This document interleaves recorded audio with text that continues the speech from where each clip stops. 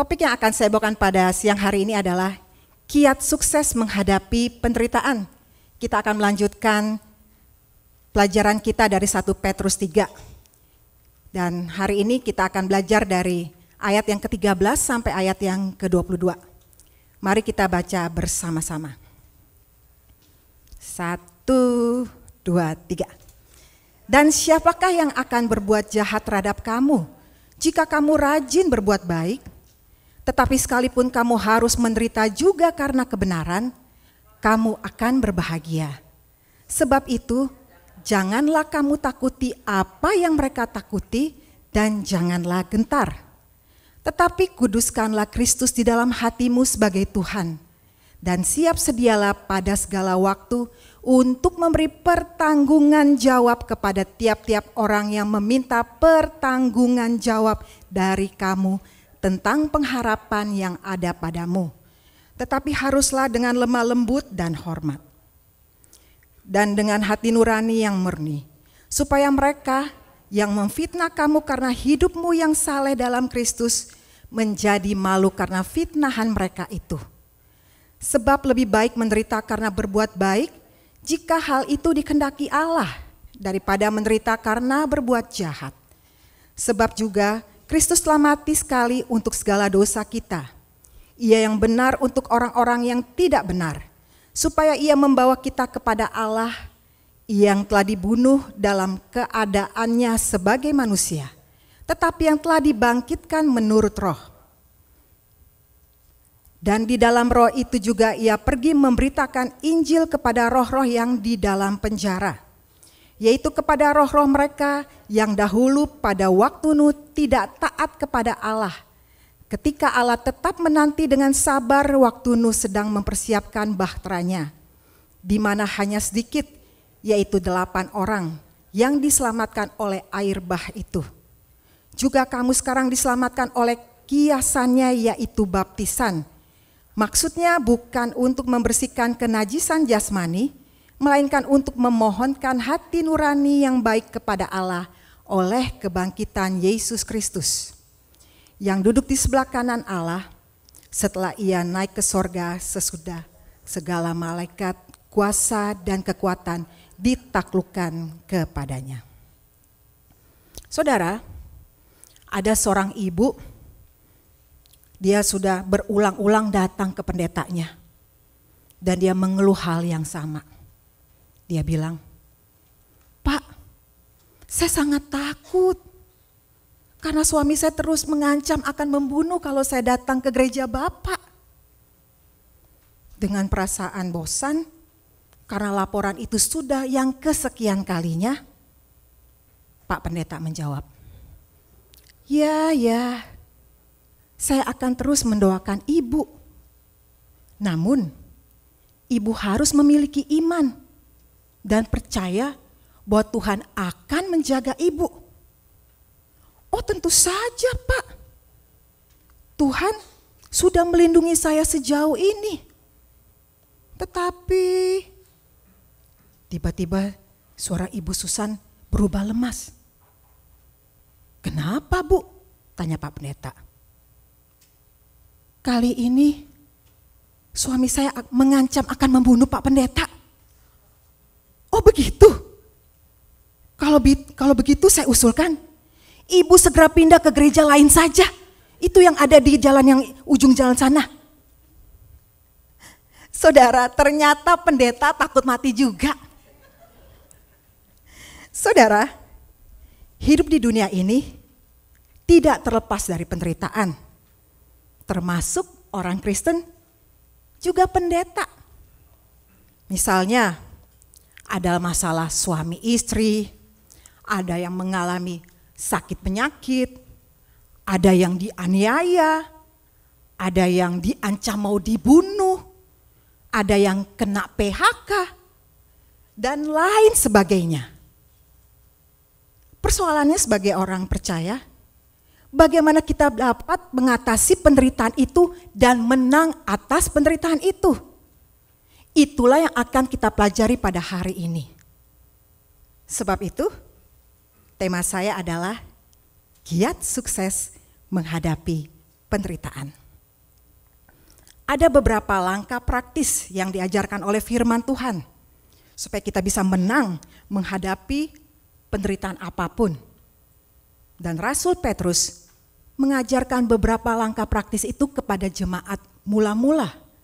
Dan hari ini kita juga mau mempelajarinya. Langkah pertama. Saya minum dulu ya.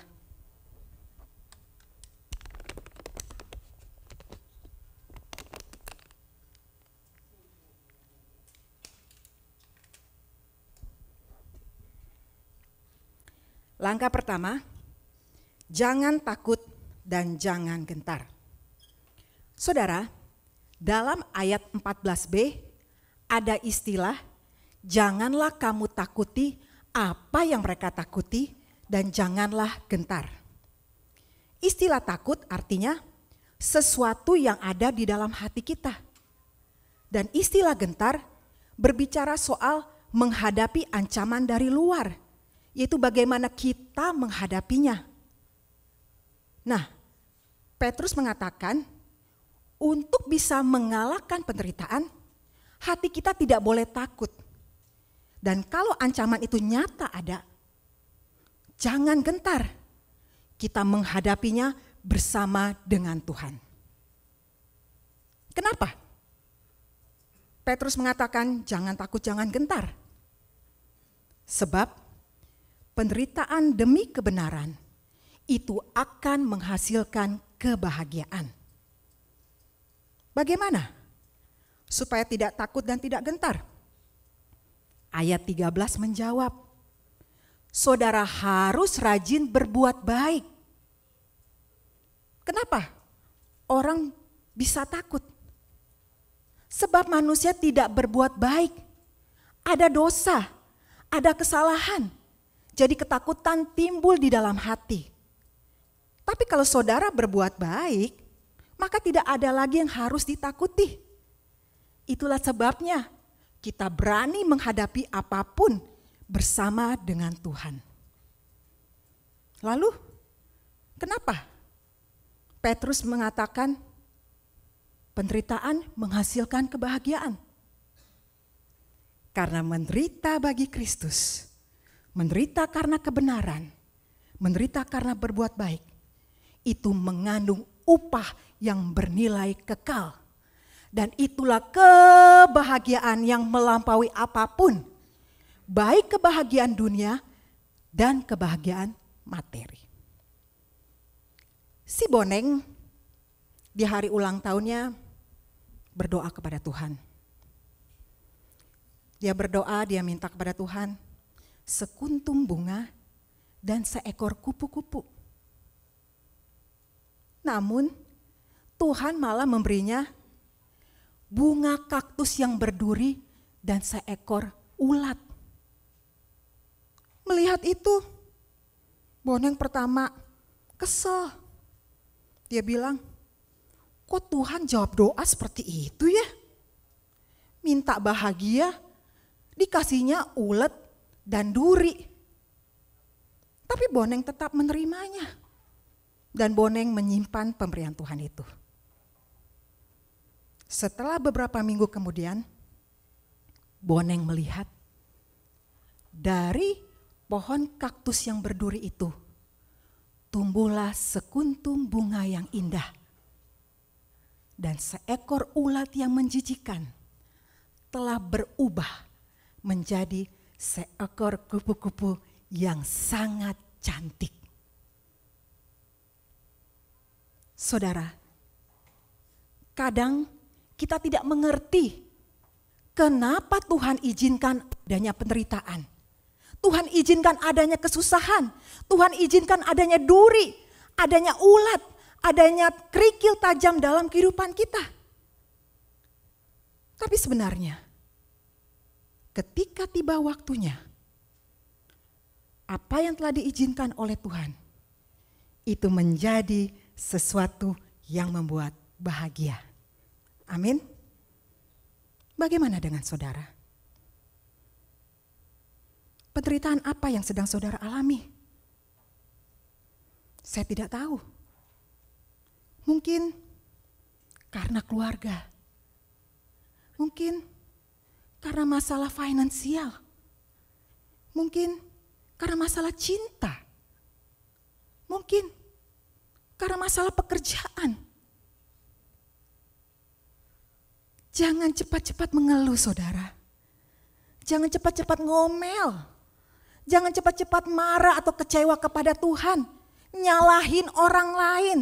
Ngambek, gak mau ke gereja lagi. Gak mau melayani lagi. Gak mau lagi berbuat yang baik. Jangan, saudara. Tapi tetap melakukan yang baik dan benar.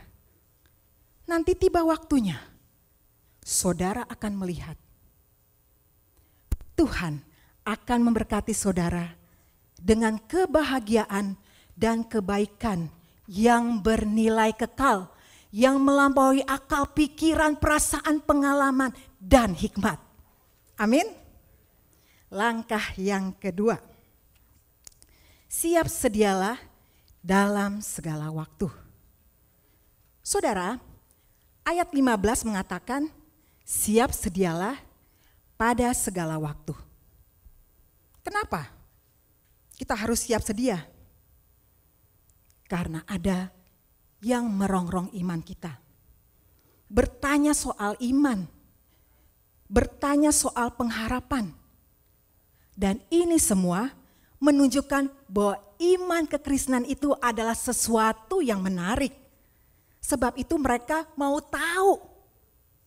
Jadi saudara, kalau banyak pertanyaan, artinya banyak diperhatikan. Jangan marah dulu, jangan kesel. Tapi kita harus bangga bahwa kekristenan adalah sesuatu yang menarik. Banyak orang pengen tahu. Jangan mundur, saudara. Jangan melarikan diri. Tapi siap sedialah dalam segala waktu.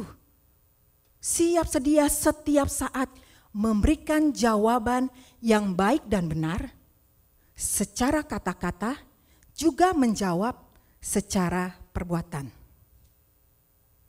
Caranya bagaimana? Ayat ke-16 menjawab, dengan hati nurani yang murni. Konteksnya, karena pada abad pertama, orang Kristen banyak difitnah. Banyak yang salah mengerti, banyak yang menuduh orang Kristen. Dan itu harus dijawab, harus berani menjawab, siap sedia dalam segala waktu.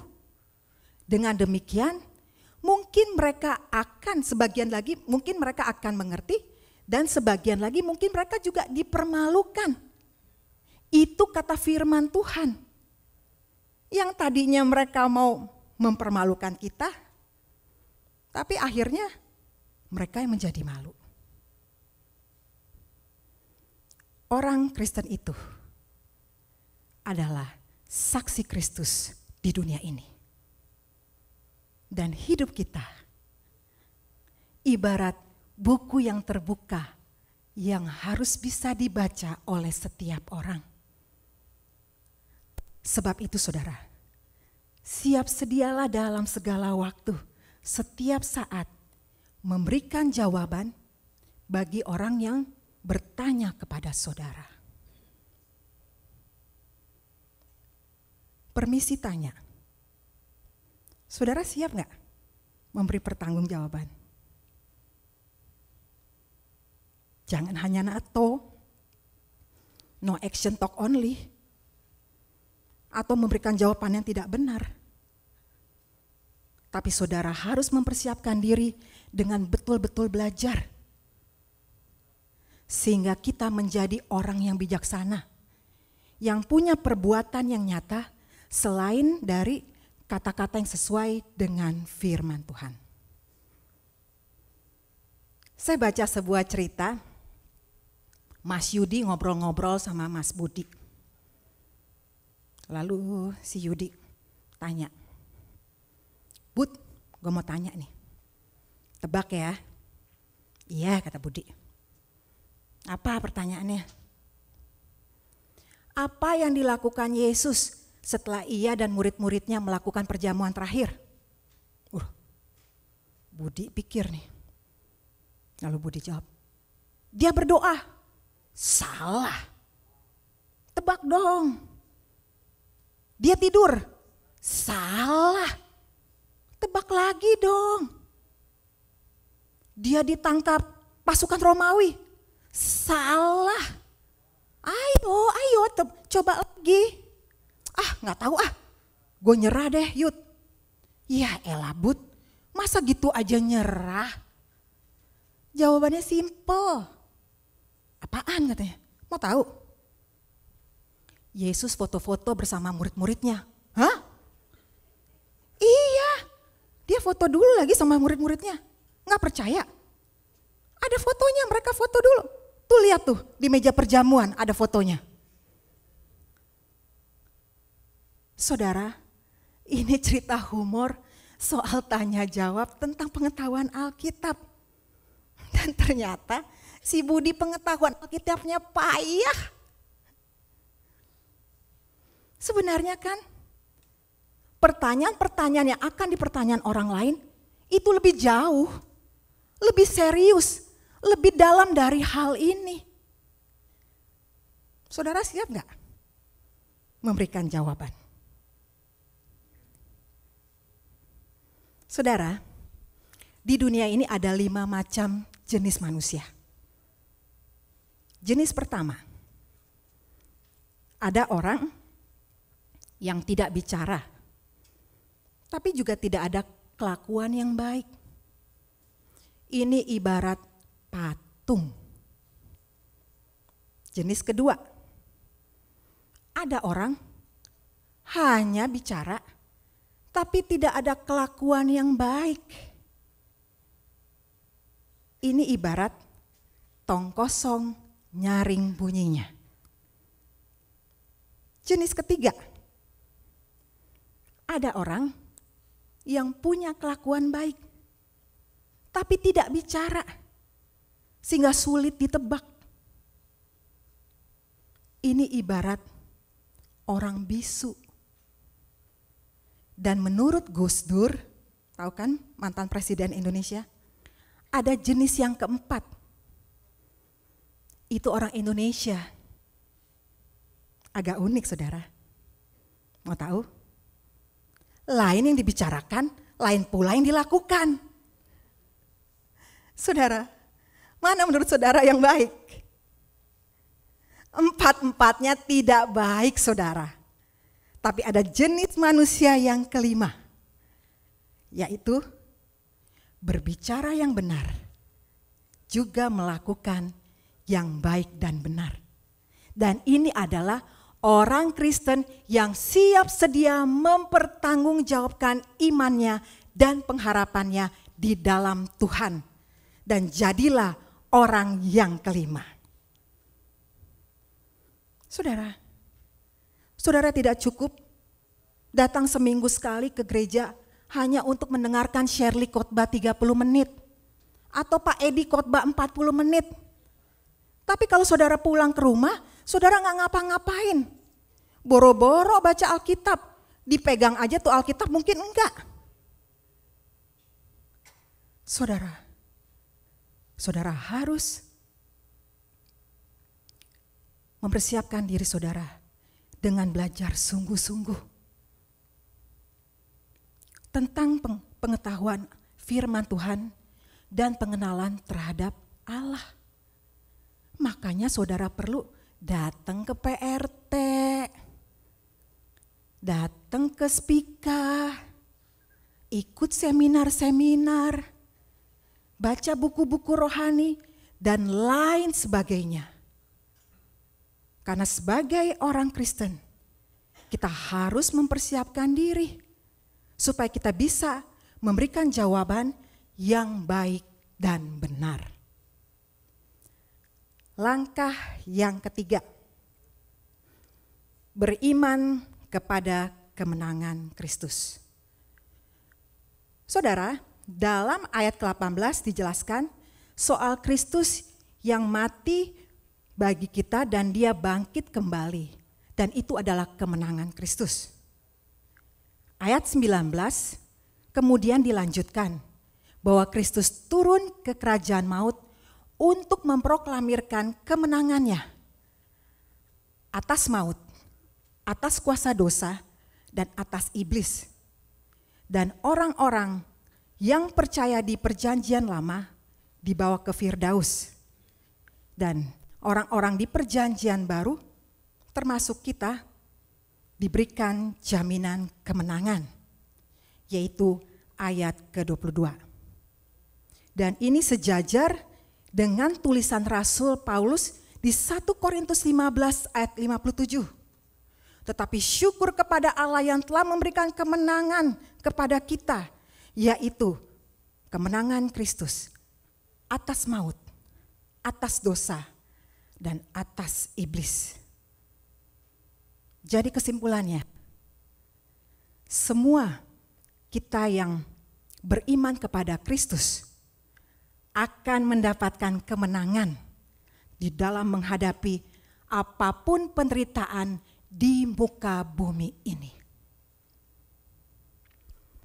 Robert dan keluarga tinggal di Eropa. Dan suatu kali mereka mau jalan-jalan dari Belanda ke Austria. Dan itu butuh 3 hari mengemudikan mobil. Lalu Robert, istrinya, dan anaknya yang masih berusia 3 tahun yang bernama Dewi, mereka pergi ke Austria. Dan ini adalah perjalanan pertama bagi Dewi. Malam pertama di mobil, Dewi sangat ketakutan karena kegelapan malam yang ada di sana. Lalu Dewi bertanya kepada papanya,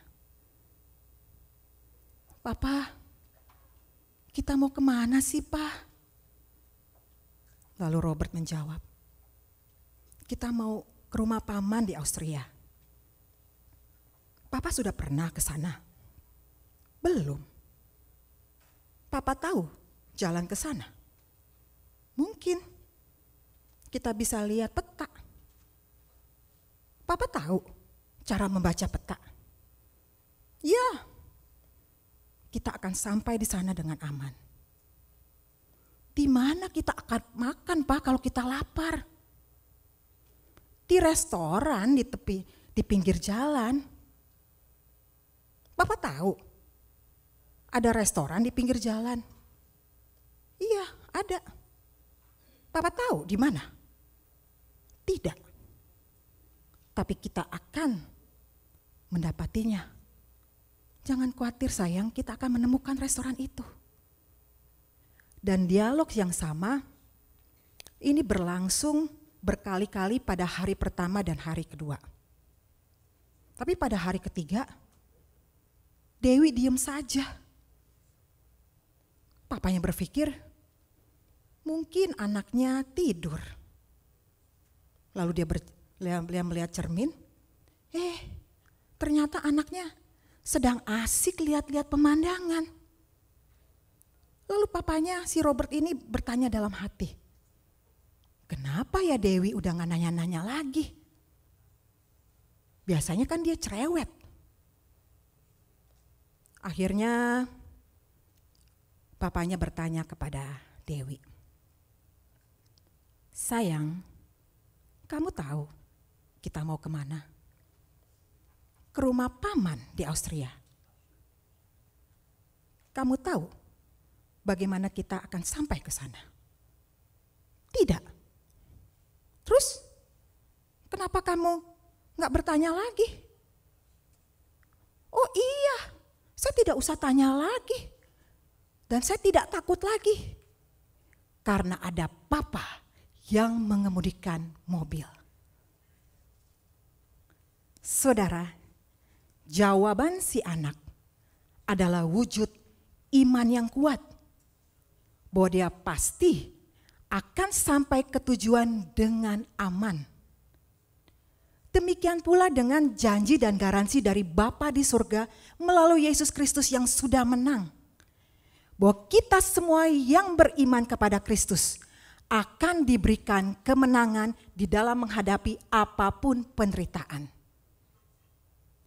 Mungkin saudara seperti anak kecil tadi yang pada mulanya takut, gelisah, gentar. Saya tidak tahu penderitaan apa yang saudara alami saat ini. Mungkin relasi suami istri yang mulai retak. Mungkin saudara mendapat ancaman dari kantor. Mungkin saudara baru kena PHK. Mungkin tabungan saudara mulai habis. Mungkin penyakit yang panjang yang tidak sembuh-sembuh padahal saudara sudah berdoa, tapi tidak ada kemajuan. Lalu saudara khawatir, saudara berpikir ini bisa sembuh gak sih? Ini kanker kali ya. Saudara, serahkanlah seluruh hidup saudara kepada Tuhan. Jangan pernah putus asa. Jangan bersandar kepada pengertianmu sendiri. Jangan bersandar kepada A, kepada B. Tapi tetap pegang firman Tuhan. Tetap berdoa, tetap beriman sepenuhnya. Kemenangan Kristus pasti membuat saudara menang. Jangan khawatir, jangan gelisah, siap sedia dan beriman kepada Kristus. Amin.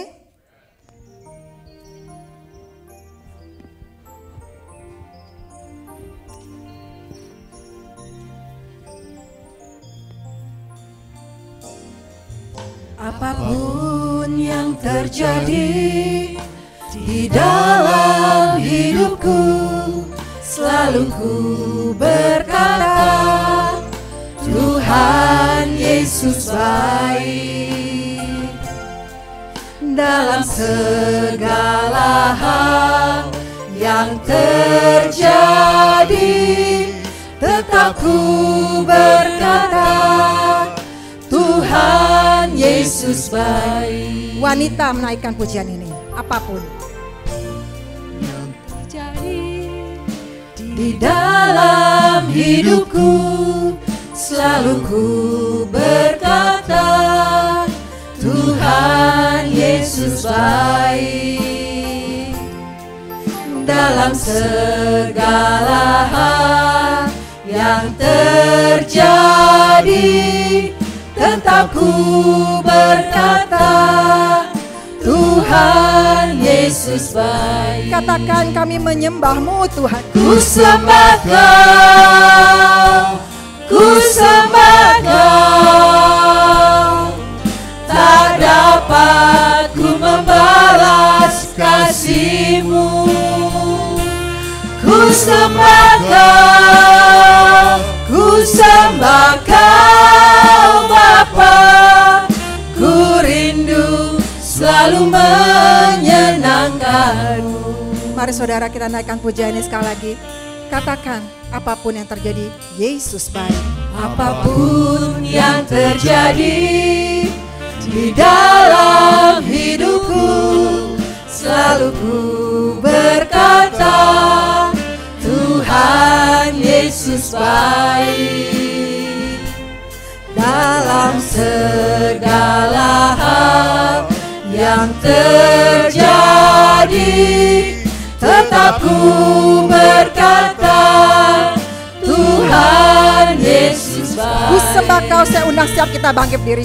Ku sembah Kau, ku sembah Kau. Kami sembah-Mu. Tak dapat ku membalas kasih-Mu. Ku sembah Kau, Ku sembah Kau, ku sembah Kau Bapa. Ku rindu selalu menyenangkan-Mu.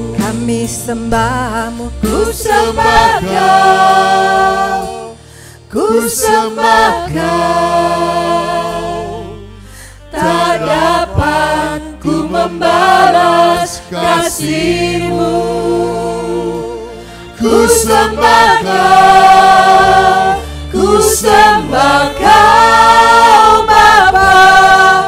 Ku rindu selalu menyenangkan-Mu.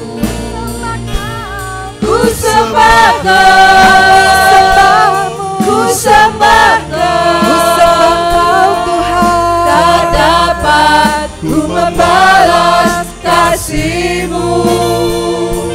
Ku sembah Kau Bapa.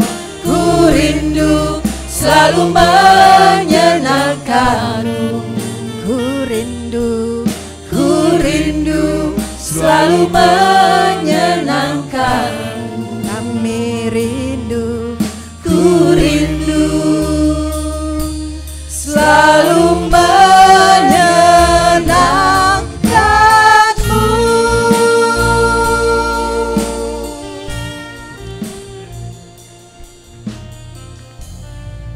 inilah seruan hati kami Tuhan. Kami rindu menyenangkan Tuhan apapun yang terjadi dalam hidup kami. Karena kami tahu Tuhan, penderitaan, pergumulan, masalah tidak dapat menjauhkan kami dari kasih-Mu. Oleh karena itu Tuhan, tolong kami untuk tidak mundur ketika badai, masalah, penderitaan menghadang kami.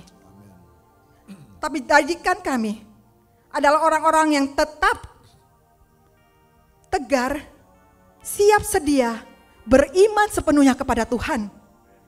Karena kami tahu kami memiliki Allah yang maha kuasa.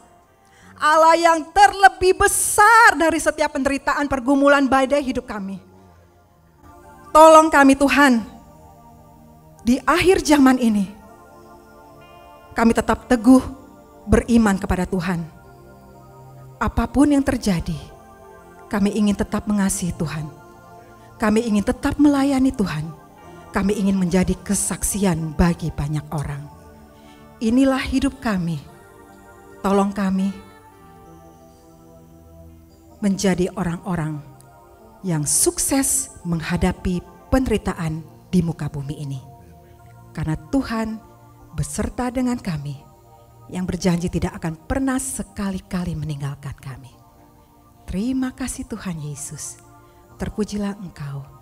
Di dalam Yesus, setiap yang percaya berkata, amin.